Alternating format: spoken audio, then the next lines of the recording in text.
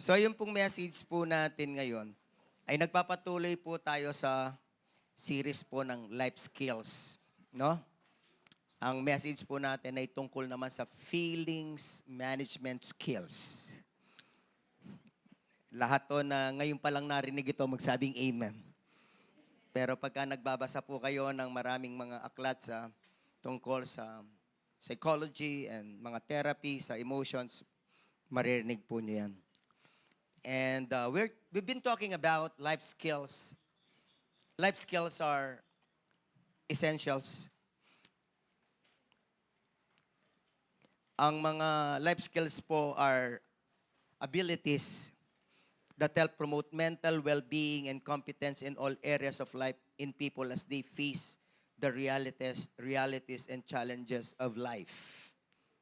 No? So sa buhay po natin dito, kailangan po natin ng life skills. Kaya mga sinishare po natin ngayon for the past Sundays ay mga set of life skills. Ang na-share na po natin ay time management skill. So lahat po ng mga nagde-develop ng kanilang time management, magsabing amen. Mahina po ang skill na yan sa mga Pilipino, pero kailangan natin palakasin para po tayo ay maging matagumpay sa buhay. Kailangan po yan sa maayos din na relasyon. Communication skill, social skill, relationship skill, last time, financial management skill. Lahat po ng mga na-bless sa mga messages na to, magsabing amen. So sa mga susunod, ako po ang magme-message ng mga iba pang mga life skills. Today, ang gusto ko pong i-share sa inyo ay feelings management skill. No, tayo pong lahat ay may feelings, may emotions. Sino po ang magsasabi ng amen na meron? So, kung tayo po ay mga normal na mga tao, siyempre lahat tayo ay nilikha ng Panginoon. We were created as emotional beings. Although, yung mga maraming psychology book, ang sabi nila, women are more emotional. Ibig sabihin, more expressive and intense pagdating sa emotion. But all are emotional. Amen? Ibig sabihin, lahat tayo ay nakakaranas ng iba't ibang mga emotions. Merong positive na tinatawag at merong mga negative na tinatawag na mga emotions. Lalong-lalo na pagdating sa mga stressful situations, kailangan po alam natin kung paano i-manage ang ating mga emotions. At ang pagmamanage ng emotions, kailangan magmula pa sa kids, marunong na. No? Ang mga magulang ay tumutulong ng mag-process ng mga emotions ng kanilang mga anak. At nagiging critical ito pagdating ng elementary, pagkatapos ay high school, nagiging dumadami na yung mga nararanasan na realities ng mga buhay. Kaya kailangan yung mga feelings natin, alam natin na i-manage. Ano po sabi na salita ng Diyos? Proverbs 29:11. The Word of God says, everybody read, a fool gives full bent to his spirit, but a wise man quietly holds it back. No? Yung fool, yung mangmang, ine-express niya yung full bent na tinatawag. Kasi ngayon po ay sumisikat na ang vent, nagve-vent, di ba? Ang ibig sabihin, nagre-release, nag-share, nagre-release. No? Kasi yan ay psychology word sa word na ventilate, nagre-release, catharsis na tinatawag sa psychology, catharsis. The releasing of the emotions, catharsis. Venting is catharsis na tinatawag sa psychology. The ISB says, the fool vents all his feelings. Yung lahat ng kanyang nararamdaman. Kaya makikita natin dito, yung lahat ng mga pinapahayag ang kanilang Feelings. Kasi ngayon, sinasabi na be vulnerable. Be true to yourself. Kung ano nararamdaman mo, freedom of emotion, freedom of speech, sabihin mo lang. Pero sabi ng Bible, fool ang taong yon. Amen? Hindi ako nagsabi niyan. Bible, amen? The fool vents all his feelings, but the wise person keeps them to himself. Merong time na pwede kang mag-vent, mag-release, mag-express ng feelings and emotions, pero kailangan meron pong control. No? Meron kang i-release, meron kang i-withhold. Hindi po pwedeng full, F-U-L-L, o total. The GWT, God's Word Translation, says, a fool expresses all his emotions. No? But a wise person controls them. Amen? Sabihin mo sa kata mo, a wise person controls emotions. Bible ang nagsasabi. Sabi ng iba, hindi, pastor, pagka kinontrol ko to, sasabog ako. Kaya sabog ang relasyon, di ba? Sino pong paniniwala natin? Psychologist o Biblia? Sabihin mo sa katabi mo, Biblia dapat, kapatid. Di ba? Only a fool expresses all his emotions. Only a fool. Ibig sabihin, not all you feel, not all the emotions that you feel that you have shall be expressed. Sabi ho na salita ng Diyos, Proverbs 17:27, the one who has knowledge uses words with restraint, and whoever has understanding is even-tempered. Everybody say, even-tempered. Pagka sinabing even-tempered, yung temper mo, yung emotion mo, cool ka lang. Sabihin mo sa kanila mo, cool lang, bro. Cool lang. Amen? Kalmado lang. Hindi po kasalanan ng maka-feel ng anger, pero kailangan kinokontrol na hindi ka mananakit ng tao. Amen? And the translation of that I would like us to see also Colossians 3:13, the message. That be even-tempered, content with second place, quick to forgive an offense, forgive as quickly and completely as the Master forgave you. Sabihin mo sa katabi mo, kapatid, I love you ha. Be even-tempered. Sa asawa mo, minsan kasi pagka sinabi mo ito sa asawa mo, minsan, be even-tempered ka dyan. Ano yung iba, di ba? Even-tempered mukha mo. Sabi mo sa kata mo, be even-tempered, kapatid. Di ba? Ang ibig sabihin ng be even-tempered, yung kalmado ka lang, kapatid. Huwag extreme. Amen? Huwag high na high. Lalong-lalo na kung pangit na emosyon yan at nakakasirang emosyon. Sabi ng Proverbs 29:11,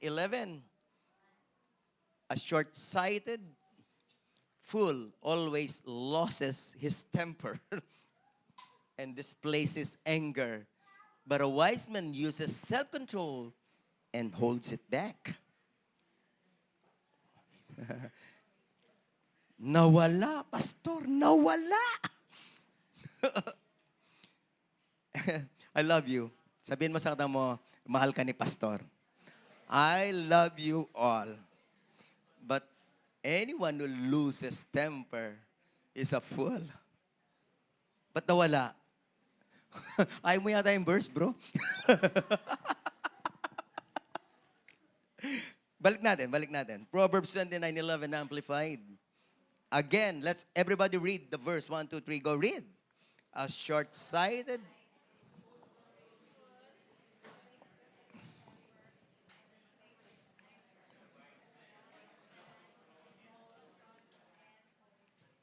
Amen? So don't lose your temper always. Amen? Kaya nga pag-uusapan natin dito, ano po ba yung temper that you lose always? At kailangan i-controlin natin, i-manage natin. Napakalaga po ngayon sa workplace, sa eskwelahan, yung tinatawag na emotional intelligence. Hindi po ang IQ lang nagiging successful ang tao. Ang tao more nagiging successful sa kanyang EQ or emotional quotient. Yung score ng kanyang pag-handle ng kanyang emotions. Ang tawag po dito ay EI, emotional intelligence. Everybody say emotional intelligence. Oh, yung mga ibang babae, minsan, lalo na sa pag-ibig, nagiging emotionally, nabobobo daw pagdating sa emosyon ang mga babae. But kailangan we remain emotionally intelligent. Amen? Sino po dito ang gustong mabuhay ng maganda, mapayapa, at matagumpay sa buhay? Magsabing amen. Sabihin mo sa kata mo, taasan mo ang EQ, kapatid. Taasan natin ang ating emotional intelligence. Amen? By God's grace. By God's grace. So, yun po ang message natin this morning. Paano natin i-manage ang ating mga feelings? Kapag ka na-manage natin mabuti ang ating mga feelings, hindi po tayo napapahamak, lalo na pagdating sa mga stressful na mga situations. Kasi sa mga stressful situations, diyan nagmamanifest yung EQ. Kasi, di ba, yung IQ, nagmamanifest yan kapag ka merong mga problema. Pagka may mga tanong, paano naman nagmamanifest ang EQ? Di kapag ka inirita ka ng asawa mo, di ba? Di pagka pinagalitan ka ng nanay mo, diyan lumalabas yung EQ at emotional intelligence. Lahat to ng nakakasunod, magsabing amen. So, mga kapatid ko, kailangan po i-manage natin yung ating emotions para pagka napunta tayo sa mga stressful situations at iba-iba pang mga situation ng buhay, ay hindi po natin madedestroy yung sarili natin at ang iba. Hindi natin ipapahamak yung sarili natin. So, I would like to share 8 things with you. Number 1, identify ungodly, unhealthy, extreme feelings and mood swings that damage us and our relationships. Sino po dito nakakaranas ng extreme feelings? Magsabing amen. Salamat sa mga hindi nag-amen. Palapit na po kayong maging perfect. Yung hindi po nakaranas ng mood swings, magsabing amen. Ayun. Sabihin mo sa katabi mo, tao tayo lahat dito. Nagmo-mood swings so tayo lahat, di ba? Lahat to. Pero alam nyo, yung pong mga nagkaroon po ng tinatawag na, hindi po natin ginadjudge, mahal po natin, yun pong mga taong nagkaroon po ng problema na bipolar. Alam nyo po yung ibig sabihin ng bipolar? Ay, yun pong matinding mood swings. Lalo-lalo na pagdating sa anger. Lahat po tayo.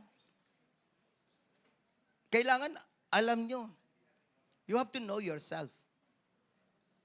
By God's grace, you have to know the extreme feelings, the ungodly, unhealthy extreme feelings, and your mood swings. Para hindi na ulit-ulitin. Amen? Para matuto po tayo. At maging skillful na po tayo kung paano handlein yan pagka dumating yung sitwasyon na yon. Sino po dito kapag ka na-traffic at nakat, ay naninigaw pa? F kayo dyan. FGHIJ, KLMNOP. Diba? Kasi mga kapatid, kailangan mo nang ipasa yung ano na yan eh. Lalong-lalo na sa panahon na to. Puro traffic. Amen? So please identify. Sabi ng Ephesians chapter 4 verse 31, let all bitterness and wrath and anger and clamor, perpetual animosity, resentment, strife, fault finding, and slander be put away from you. Be put away from you. Everybody say, be put away from you.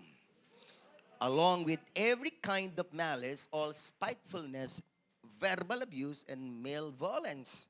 So ano pong ibig sabihin? Ito po kasi, mga iba-ibang mga behavior na kasalanan. Pero ito po may kasamang feelings, kagaya ng wrath and anger. So kailangan po, be put away from you. So in-identify ito ng Diyos through Apostle Paul because it's Apostle Paul who wrote this passage, this verse. So kailangan sa buhay po natin ay alam natin, actually, madali lang naman yan eh. Paano ma-identify?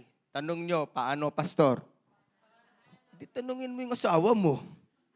Ay nako, alam na alam niya. Kaya lang, ikaw, merong kang bitterness. Ha? Anong bitterness?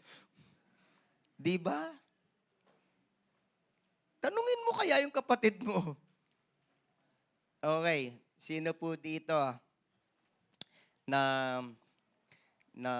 gustong magkaroon ng financial feelings management skill, magsabing amen. E di tanungin mo rin yung ka-care group mo. Amen? I love you all. May sabihin ako, ha? May sabihin ako. Sabihin mo sa mo, handa ka na ba? Yung naglilib ng GC,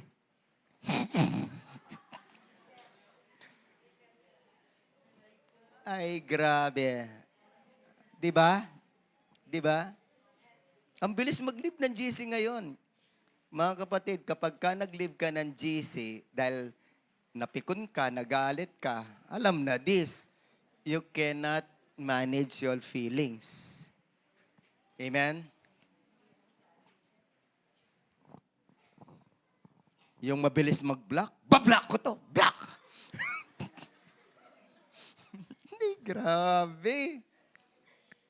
Alam nyo, ilan na kayang open, block, open, block, open, block ang naganap dyan? Mga kapatid, paki-manage. Sabihin mo sa mga katabi mo, paki-manage. Huwag mabilis mag-block. Pagka nag-block ka, panindigan mo. Block na yan all the way. Amen? Hindi. Alam ko, minsan nadadala tayo sa emosyon natin, pero if there is one thing that I would like you to understand is this, hindi po magandang senyales ng pagiging mature sa emotion, pagiging magaling sa emotion, ang mapag-live ng GC at mapamblock ng mga kaibigan sa Facebook. Amen? Pero kung kailangan ng i-block, umingi ka ng payo sa iyong mentor, sa iyong nanay, sabi mo, Pastor, kailangan na bang i-block ito? Ako, may sinabihan ako, ay sister, please, paki-block mo na. Diba? Meron din po akong ina-advisean ng ganyan. Kasi kapag kayon pong yung mga nagto-torture sa'yo, kung ano-ano yung mga sinasabi sa'yo, may problema na nagkakaroon sila ng mental health, please, paki-block na. Oo, paki-block na. Okay? Pero please, wag mong i-block yung asawa mo. Wag mong i-block ang kapatid mo. Yun lang ang wag mong i-block. Yung ibang tao, pwedeng i-block. Pero yung asawa, wag na wag. Magkaka-block ka. Amen? Ba't mo ibablock yung asawa mo? Ba't mo ibablock yung kaibigan mo? Best friend, hindi binablock. Amen? Oo. Yung binablock mo lang, yung mga wala ka namang malalim na relasyon, pero may topak. May mental health. Amen? Lahat ng naintindihan sasabi ka, magsabing amen.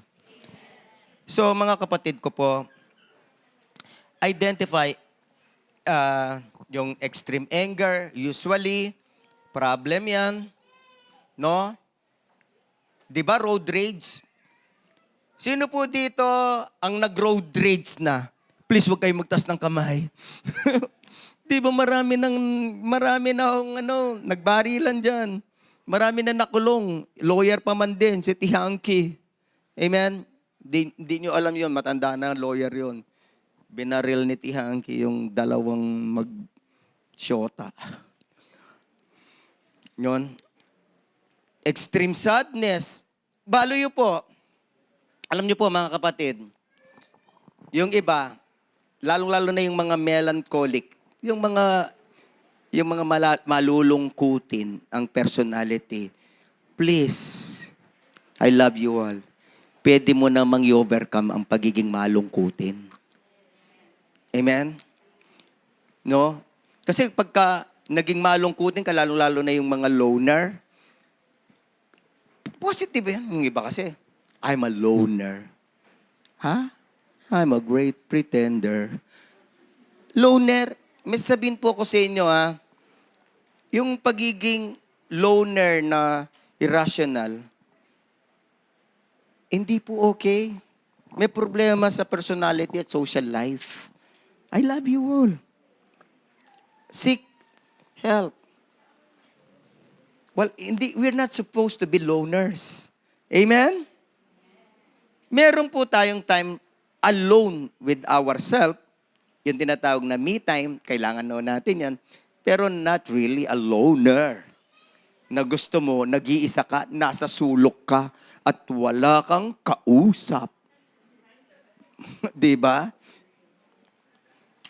So, please, ang tawag doon, kasi actually sa mga loners, antisocial. Antisocial. Okay. So, marami po, kahit yung extreme happiness. Ngayon, problema na po ito. Ang mga tao, they seek happiness. Kaya ang tawag dito ngayon sa panahon na to, dopamine addiction. Alam niyo yung dopamine, di ba? Brain hormones na siya nagmamanufacture ng happy hormones. So, dopamine, yan ang problema ngayon. Ang ibig sabihin ng dopamine, yung gusto parating masaya, gusto parating pleasure, Kaya yan ang tinira ng Facebook. Alam niyo po, yung po palang mga maraming Pilipino, kasi mga Pilipino, mapag-Facebook, mapag-social media, yan ang meron po palang dopamine involved dyan. We get pleasure from the, doing Facebook for an irrational period of time. Pwede naman mag-Facebook kung 1 hour or less than 1 hour, pero 2 hours. Yung mga Pilipino, kung maka-Facebook, talagang wagas. 4 to 8 hours. Irrational po yun. And then you hold your phone for 300 times. You open your cell phone for 300 times. Pagkitanong ang katabi niyo, ilang beses mo i-open ang cellphone mo? Pastor, isa lang. Mula umaga hanggang gabi na yun. Open na yun.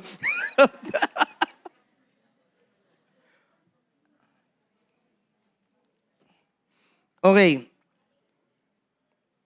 Meron po ako sasabihin sa mga youth. Sa mga youth. I love you all. Yung tungkol sa mabilis ma-in love. You? Yung mabilis makras at mabilis ma-fall. Yung mabilis ma-fall. Grabe. Hindi ma-manage yung yung, kasi love is a strong feeling. Love is strong emotions. Lalo na sa mga youth. Kaya pagka hindi inandel ito ng mabuti at hindi ito minanage, ang feeling na feeling love. Kasi lahat po tayo, we need that feeling to be loved. Eh yung mga youth, they really crave for it. They want to be loved. And if there is one thing na napaka-malaking problema, yung feeling unloved, meron pong mga nagpapakamatay dyan.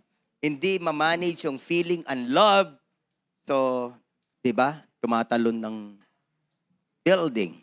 Can we please see Song of Solomon chapter 3 verse 5? I'd like to speak to the youth for a few minutes. I adjure you, O daughters of Jerusalem, lalong-lalo na yung mga babae, daughters kasi, the feathering sons, by the gazelles or the does of the field. Those are the female deer. Natatandaan nyo yung do, re, mi? Do, re, mi, do. A female deer. O, yun, plural, those. That you not stir up or awaken love until it pleases. Do not awaken love until it is the proper time. And do not awaken love until that person is the right person. No? Maraming mababackslide dyan kasi inawaken ng love sa gwapo kahit hindi Christian. Inawaken ng love kahit hindi Christian yun, napangasawa, hindi born again, na backslide. Inawaken ng love, hindi pa oras. Kaya yon, imbis na pumasa ng mga test, ang uwi niya, positive pregnancy test. Kaya pala hindi maka-positive na grade, pregnancy test pala. Eh bakit naman? In love na in love eh. Kasi ang babae, na kapag ka na in love, todo bigay.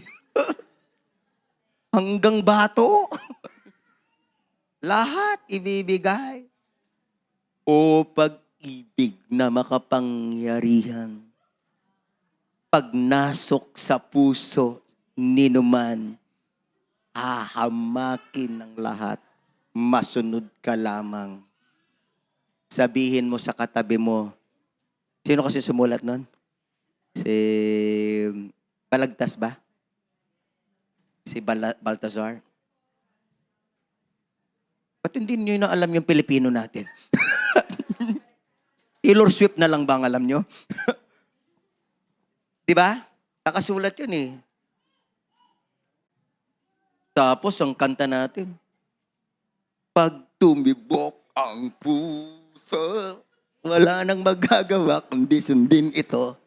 Ayun, parating nilalagay sa isip, huwag niyong paniwalaan yan. Ang totoong pag-ibig, namamanage. True love can be controlled and can be managed. Pero ang hindi totoong love na galing sa demonyo ay hindi mo makokontrol. Beware of that. Amen?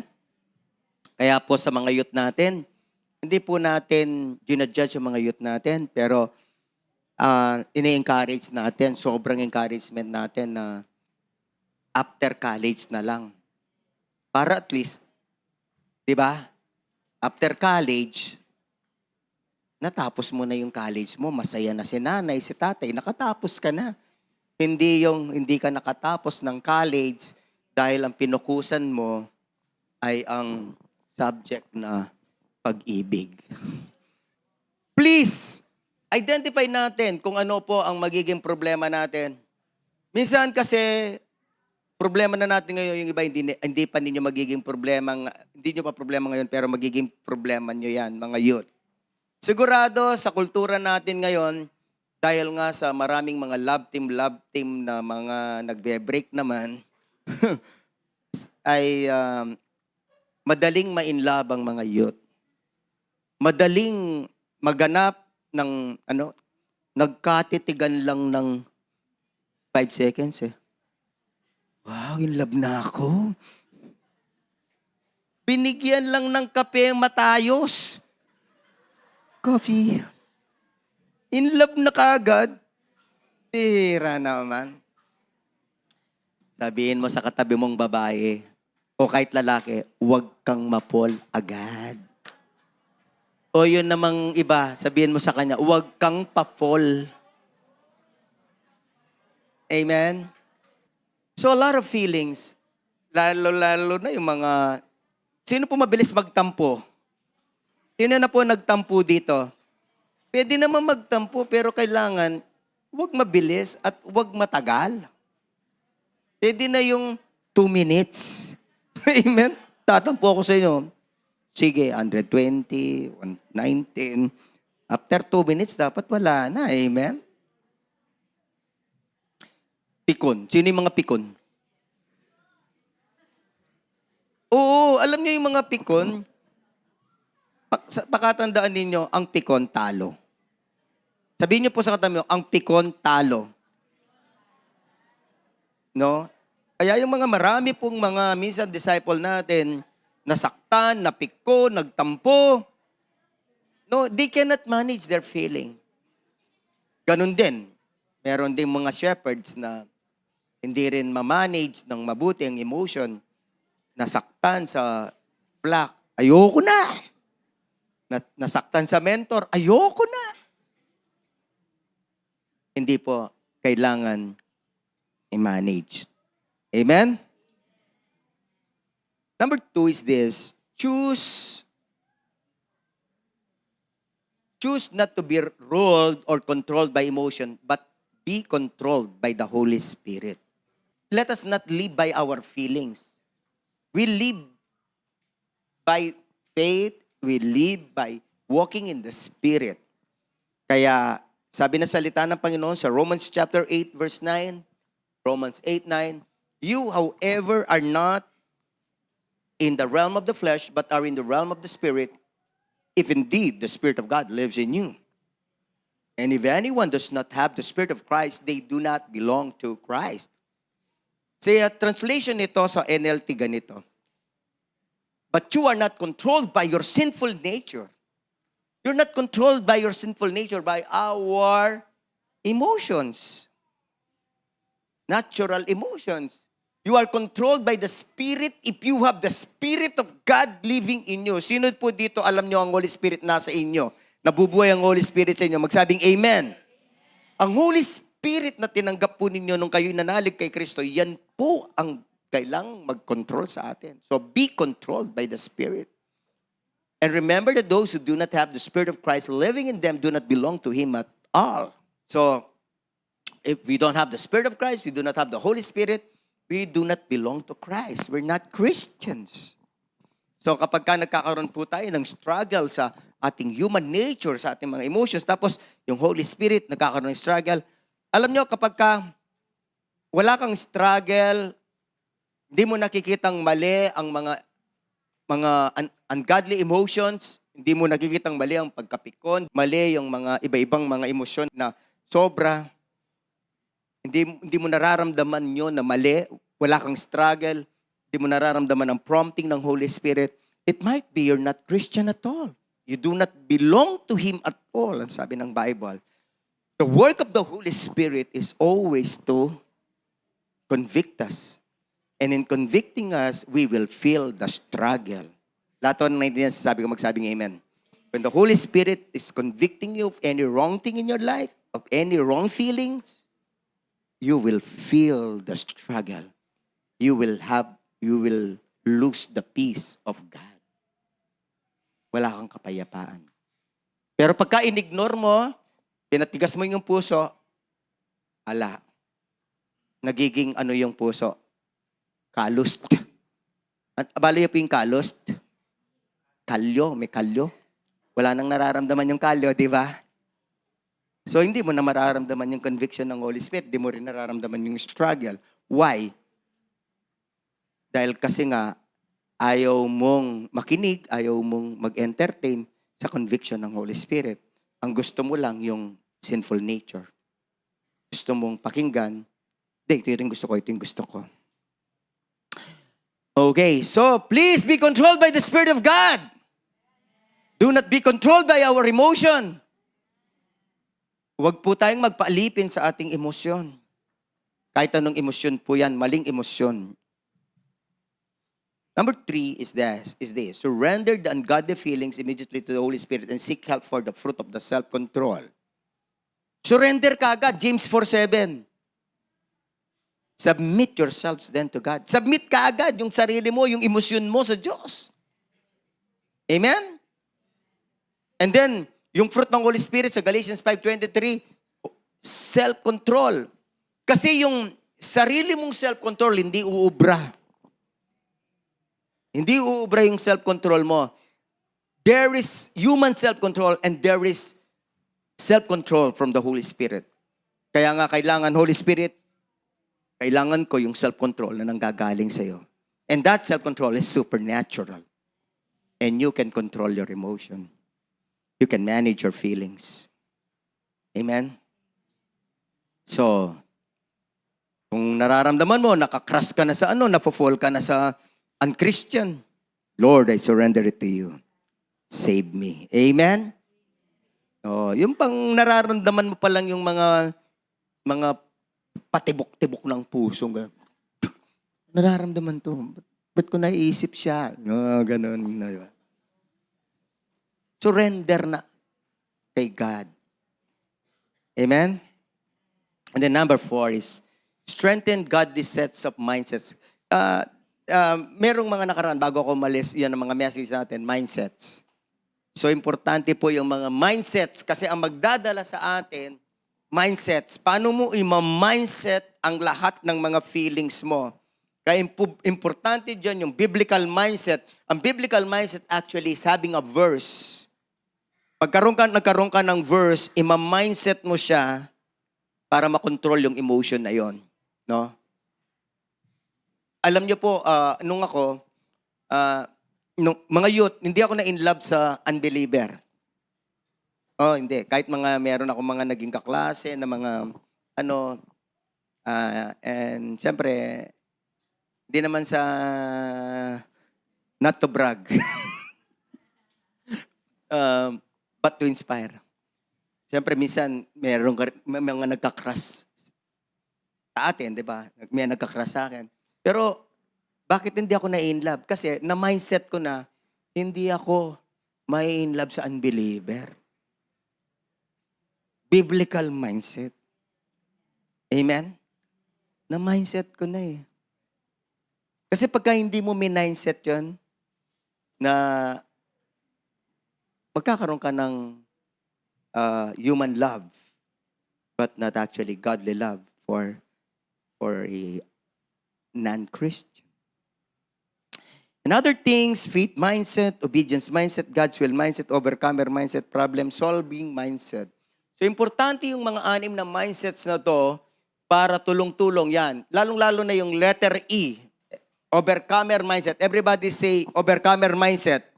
So, kung anumang feeling mo, feeling of anger, feeling of depression, or whatever feeling na nakakasira sa'yo, nakakasira ng relasyon, meron ka dapat overcomer mindset. Konektado doon sa biblical mindset o verse mindset. Lahat na naintindihan na sinasabi ko, magsabing amen. Sabihin mo sa katabi mo, you can overcome. Sabihin natin lahat, I can overcome through the strength that Jesus Christ gives. So yung mga verses dyan, 2 Corinthians 12:9, di ba? By the grace of God, kakayanin ko to. Philippians 4:13, by the strength of Jesus Christ, kakayanin ko to. Ma-overcome ko itong feeling of anger, feeling of inggit, feeling of jealousy, o anumang feeling na to. The number 5 is that seek faith-based emotions therapy. Itong panglima na to, pagka dumating ka na sa mga tinatawag na mga chronic na, yung talagang nahirapan ka na, meron pong tinatawag ngayon na emotions therapy like the anger management group or counseling. No, meron naging pelikula yan, yung anger management. Everybody say anger management. So, kailangan ano ka ng therapy.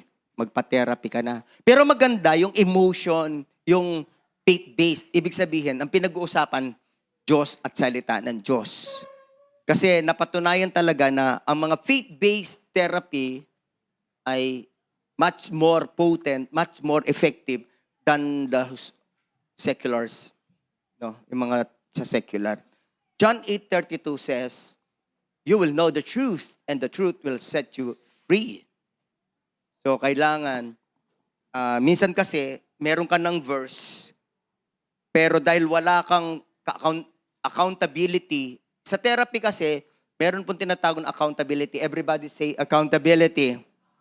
Doon sa accountability naman, di ka naman nila asahan na perfect, pero nagkakaroon kayo ng sharing kung paano nangyari yung linggo mo ngayon. No? Pinanood ko kasi yun, yung Alcoholic Anonymous, yung anger management na mga therapy. Lalong-lalo kung problema mo anger, sobrang marami ng mga therapy sessions dyan na Ako, iniisip ko one of these days, yan ang mga bubuuin po natin sa church, yung mga therapy sessions sa mga emotions natin. Number 6 is this. Number 6. Seek deliverance ministry for emotional strongholds. Yun nga, kapag chronic na, pagka sinabing chronic, yung nagtatagal na siya, paulit-ulit, di ka na nakakaalis doon. Sa naman, sa spiritual, ang tawag dyan, stronghold. Emotional strongholds. Stronghold mo na yung anger. So, seek deliverance. Amen? Ang tawag dyan, spirit of anger, spirit of jealousy, spirit of rejection. So, kailangan mo na ng deliverance. Ephesians chapter 4, verses 26 to 27, in your anger, do not sin. Do not let the sun go down while you're still angry and do not give the devil a foothold. So, pwede namang magalit o nafe-feel yung iba't ibang mga negative emotion, pero do not sin.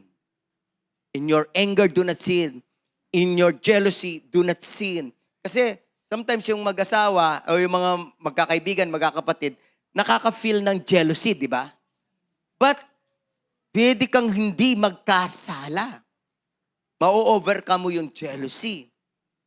Do not let the sun go down while you're still angry. Ibig sabihin, huwag mong pagtagalin. Literally, huwag mong pagka-anger, huwag mong hayaan na ito'y tulugan mo o lubugan ng araw. Do not give the devil a foothold.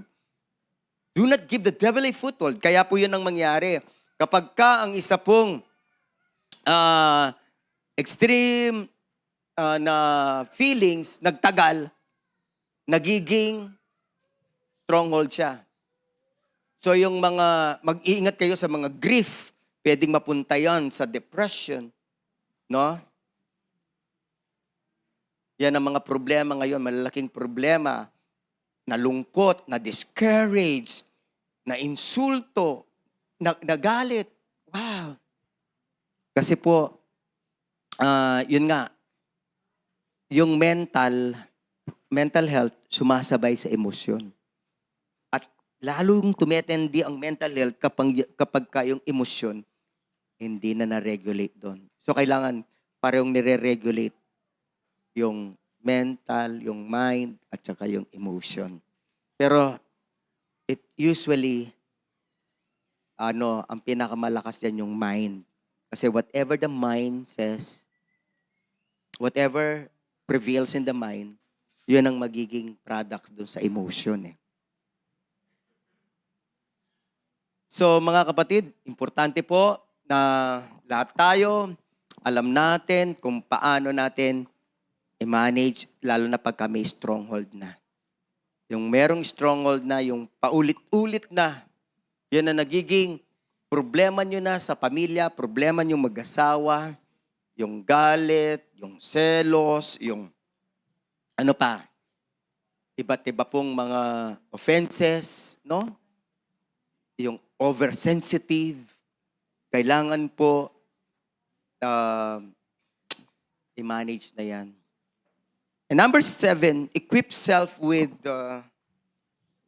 Christian books and anointed preachings. So patuloy po yung Christian books na nag-explain ng Word of God, yung mga preachings na nag-explain ng Word of God, patuloy po natin silang basahin at makakatulong sila. Lalong-lalo na sa panahon natin ngayon na tayo po ay parating nanonood ng YouTube. So sa YouTube, maraming preaching yan. Mga nagbabasa ng e-books, marami dyan. Libre lang. Kung ano ang particular na ma-identify mo na problema sa emotion mo, sa feelings mo, makakapili ka kung anong mga preaching dyan at mga libro dyan. Sabi ng Romans 12:2, do not conform any longer to the pattern of this world, but be transformed by the renewing of your mind. Targetin mo yung pagre-renew ng iyong mind as you listen. As you listen to the preachings, anointed preachings on that particular struggle of emotions mo, ayun, mare-renew na ng mare-renew. Mare-renew. Paano mo ma-overcome yun? Then, sabi na salita ng Panginoon sa Colossians 3:16, let the word of Christ dwell in you richly. No, as you teach and admonish one another with all wisdom, and as you sing psalms, hymns, and spiritual songs with gratitude in your hearts to God, importante po yung word of Christ. Amen? Even as it's explained. Kasi ang maganda po kasi sa mga Christian books ng mga anointed pastors, mga preachings ng mga anointed pastors, binigyan sila ng gift of teaching, gift of explaining the words of God, lalo mong naiintindihan. Sino po nagbabasa ng Christian books? Magsabing amen. Sino po nakikinig ng mga gospel preaching, mga preaching ng mga anointed na mga pastors? Magsabing amen.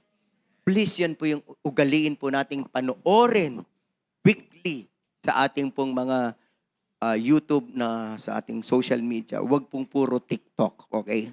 Sabihin mo sa mo, huwag puro TikTok. Huwag puro yung mga nakakatawa. Huwag yung puro Boss Toyo o yung mga pinapanood mo, di ba? Number 8, last, I'd like to say this. Lahat na nakikinig, magsabing amen. Decide to have a good mood. And decide to maintain a good mood every day, manifesting the fruit of the Holy Spirit. Decision yan. Alam po ninyo, good mood. Everybody say good mood. Sino po dito ang gusto niya good mood siya every day? Magsabing amen. It's a decision. Hindi yung ibig sabihin, bad mood ako ngayon. Bad mood. You know na bad mood ka kasi you decided na magka-bad mood. Alam ba ninyo na every day is a day that the Lord has made and you shall rejoice and be glad in it? Amen? Dapat ganun yung mentality natin. Itong araw na to, ginawa ito ng Diyos. And I shall rejoice. I will have a good mood today. Amen? Kaya everyday, pasalamatan mo ang Panginoon. Sabi na salita ng Panginoon sa 1 Thessalonians 5:18, give thanks. Kasi yung pagkakaroon ng mapagpasalamat na puso, nakaka-good mood yan. No? Yan ang way mo para ikaw ay mag-good mood. Do you know how to have a good mood every day? Yung kasing iba, biktima ng circumstances eh. Ay, pangit ang circumstances ko ngayon. Sinigawan ako ni nanay, bad mood ako. Kahit sinigawan ka ng nanay mo, kahit di ka binigyan ng baon, pwede kang maging good mood. Amen? Pasalamatan mo, Lord, salamat po sa nanay ko. Kahit sinermonan ako, may nanay ako. Amen? Yung iba, kaya nababad mood sa nanay eh. Hindi na makita ang kabutihan ng nanay eh. Hindi na makita ang kabutihan ng tatay nila. Binigyan ng 100. 100 lang, tay! Grabe ka naman, tay! Bad trip! Kailangan kung anong ibigay ng tatay mo, sasabihin mo lang, Lord, thank you. Sabihin mo sa nanay mo, Dad, thank you. Thank you. Pwede akong mag-fishbowl dito. What? Sabihin ko po sa inyo, nag-aaral ako. 5 years ako sa engineering. Sa Holy Angel. Ang motto ng Holy Angel, taga Holy Angel, si Laus Deus Semper. Anong ibig sabihin nun? Praise God always. Diba? Grabe. 5 years ako doon. Ang everyday na merienda ko, bornebol, fishball, at kasaging at saka buko. And doon na nauuso ngayon yung mga, yung Donut King, nauuso na yung donut, at saka yung mga, kasi nauuso nun, yung shawarma, nauuso. Grabe, 20 pesos. Di ko kaya yun. 5 piso lang yung kaya ko. Pero thank you, Lord. Amen? Nakaraos. Natapos. Good mood parati. Amen? Sabihin mo sa katabi mo, nakaka-good mood pagka may thankful heart. Amen? Nakaka-good mood yun. Ay nako, maganap ka ng bad mood. Ini mo! Complain ng complain! Katandaan yun, if there is one thing that you should avoid, grumbling, complaining, murmuring, nakaka-bad mood yan. Amen? At kung ang asawa mo, bad mood, huwag mong sabayan. Amen? Sabihin mo sa kamo, huwag mong sabayan. Kung gusto niya ng bad mood, pabayaan mo siya. Pero ikaw, good mood, good vibes. Amen? Amen? Matanong ko kayo, yung mga mag-aasawa dito, pagkabag yung asawa nyo, bad mood, bad vibes, gusto nyo, bad mood din kayo? Siyempre, hindi Amen? Ay nako mga kapatid, kailangan na tayong magbago at mag-mature. Pag bad mood ang ibang tao, hindi ibig sabihin, magbabad mood ka rin. Hindi. Sa totoo lang, pagka bad mood ang nanay mo, tatay mo, ibang tao, kaibigan mo, yun yung time na ipakita mong good mood ako. Amen? May bunga ako ng banal na spirito. As I close, may sabihin ako sa inyo. Ang lumalaganap na salita ngayon, magpakatotoo. Magpakatotoo ka? Ay sabihin ko sa inyo, huwag na huwag kang magpapakatotoo. Kasi kung nagpapakatotoo ka, lahat ng nararamdaman mo, nilalabas mo. Mali. Huwag kang magpakatotoo. Magpakapuspos ka. Magpakapuspos ka ng Holy Spirit. Mag-good mood ka. Amen?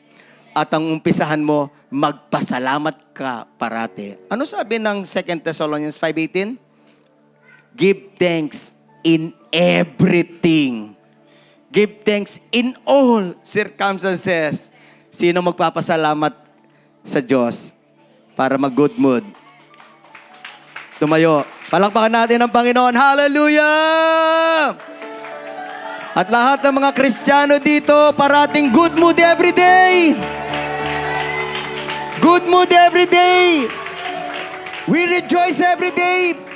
Every day is a day that the Lord has made and we shall rejoice in it. We have good mood because our God is good. Woo! God is good. Sabihin mo to. We put a song of praise in this heart of mine. God is good all the time. Through the darkest night, His light will shine. God is good. God is good. Maganda siguro kung bilisan natin. Woo!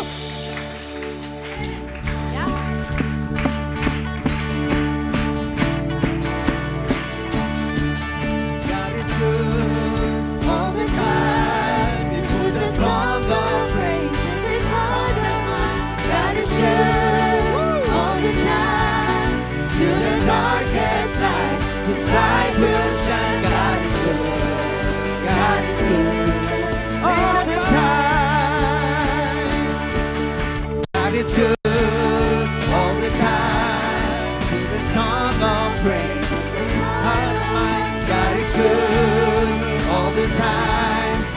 the darkest night, His light will shine. God is good, God is good all the time.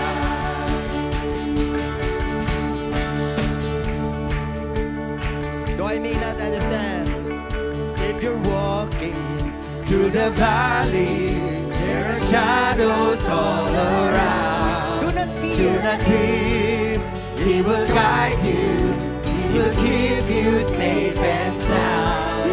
He promised to never leave you, nor forsake you, and His word is true. God is good all the time. We put a song of praise in this heart of mine. God is good all the time. Through the darkest night, His light will shine. God is good. God is good. God is good.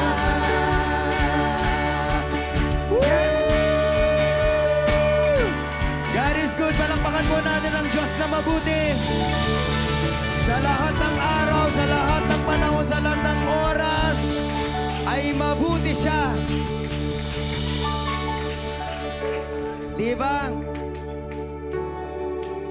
Team song natin, yung... Ano ba yung team song natin? Ano ba yung kinakanta natin parating mabuti ang Diyos? Kay buti-buti mo, di ba? Sino nga lamang kay buti-buti mo? Grabe, kay buti-buti ng Diyos. Kaya we always have reason to have good mood. Amen? And we can always take charge of our emotions. Ang Holy Spirit, tutulungan niya tayo parating may self-control. Amen? Raise your two hands, mga kapatid. I would like us right now na sabihin mo sa Holy Spirit, Holy Spirit, I surrender my emotions to you. I will not allow my emotions to control me. Sabihin mo sa Holy Spirit, only you alone will control my emotions, will control my life. I will not be mastered by my emotions. I only have one master. Jesus Christ alone is my master. Amen. Sige, sabihin mo, Holy Spirit, sinusurrender ko ito pong mga ungodly feelings na to. Itong mga ungodly feelings ko, wrong feelings ko towards my parents, towards my care group, towards other people. Sinusurrender ko sa iyo. Sinusurrender ko sa iyo to.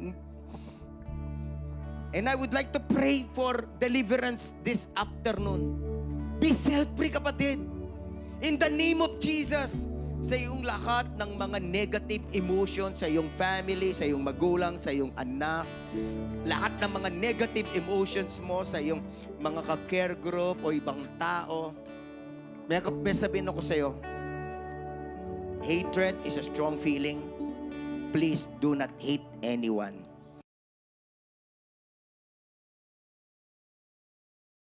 People, even people who offend us so much. Amen? We love people. We love offensive people. Amen? That's the word of God to you right now. Kung sino man ang parati ka na-offend, love that person. Do not hate that person. Don't be bitter with that person. Love that person. Pray for that person. Renounce your bitterness. Everybody, renounce your bitterness. Sa sino mang tao, pinaiya ka, pinagalitan ka, sinaktan ka, renounce that feeling of bitterness. Be set free. This afternoon, be set free in the name of Jesus Christ. At alam mo, magkakaroon na kayo ng good